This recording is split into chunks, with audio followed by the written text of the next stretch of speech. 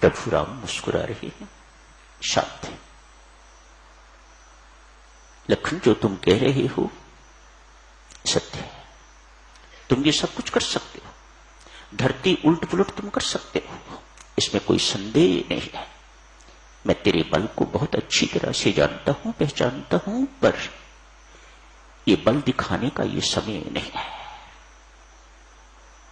मेरे और कैकेयी के मध्य में प्रारब्ध आ गई है, दैव आ गया है, कर्म गति आ गई है।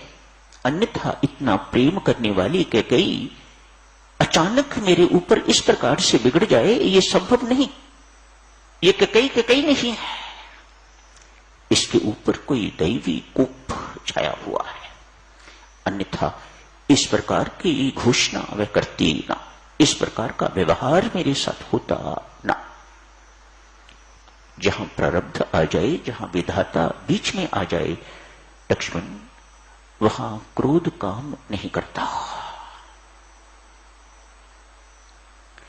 किस पर क्रोध कर रहा है? इस नश्वर देह पर, इस नश्वर राज्य की प्राप्ति पर। ये सब चीज नश्वर है, ये सारे के सारे संबंध नश्वर। अध्यात्म रामायण में साधक चरित्र वर्णन आता है, भगवान श्री का प्रथम उपदेश लक्ष्मण को शुरू होता है। मां कौशल्या को तो बाद में उपदेश देंगे, पहले लक्ष्मण को उपदेश दे रहे हैं। लक्ष्मण, ये क्रोध का समय नहीं है। आदमी जानता है ये देह नश्वर है, संसारिक वस्तुएं नश्वर है, शाश्वत एक आत्मा है या परमात्मा है। इसके बावजूद भी वह अपने आप को मैं देह हूं ये मानता एवं स्वीकारता एवं उसी के अनुरूप अपना आचरण करता है। लखन, यही अविद्या है। पराविद्या इस अविद्या का निराकरण करती है। इसी अविद्या के कारण हमारा जन्म पुनर्जन्म होता है। पराविद्या इस अविद्या का निराकरण करती है, इससे छुटकारा दिलाती है। काम एवं क्रोध, भगवान के शब्द सुनो, काम एवं क्रोध इस पराविद्या की प्राप्ति में मुख्य बाधाएं। अकेला क्रोध पर्याप्त है। भगवान श्री इस वक्त लखन क्रुद्ध है, उपदेश अनुरूप दे रहे हैं। लखन, अकेला क्रोध पर्याप्त है इस पराविद्या की प्राप्ति के में रुकावट डालने के लिए। ये पराविद्या को प्राप्त नहीं होने देता। क्रोध इतनी बड़ी बाधा है, इसलिए इस क्रोध को पी जा या इस क्रोध को थूक दे। ये क्रुद्ध होने का समय नहीं। ये पराविद्या लक्ष्मण मोक्षदायिनी है, इसका जीवन में आना बहुत आवश्यक है।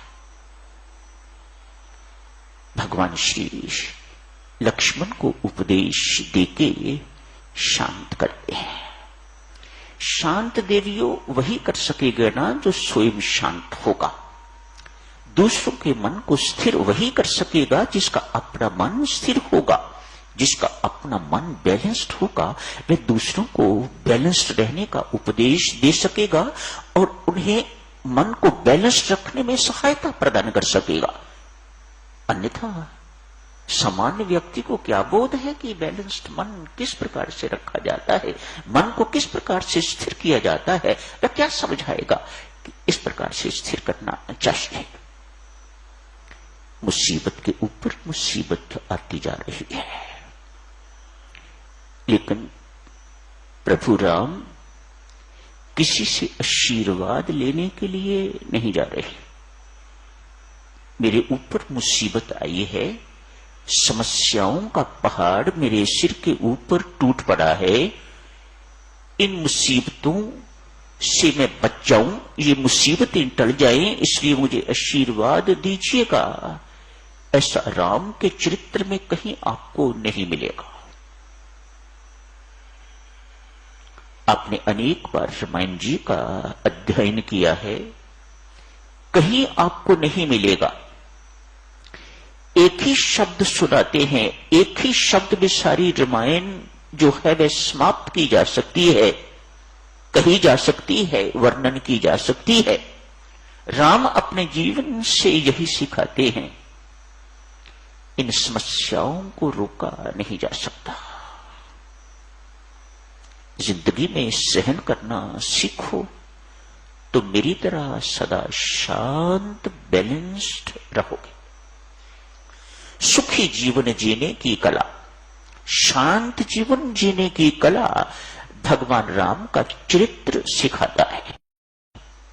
उन्हें कोई फर्क नहीं पड़ता अयोध्या में है या जंगल में है, उन्हें कोई फर्क नहीं पड़ता यहां से उन्हें सम्मान मिल रहा है या वहां अपमान मिल रहा है, यहां पर उनका स्वागत हो रहा है और वहां पर उन्हें युद्ध करना पड़ रहा है।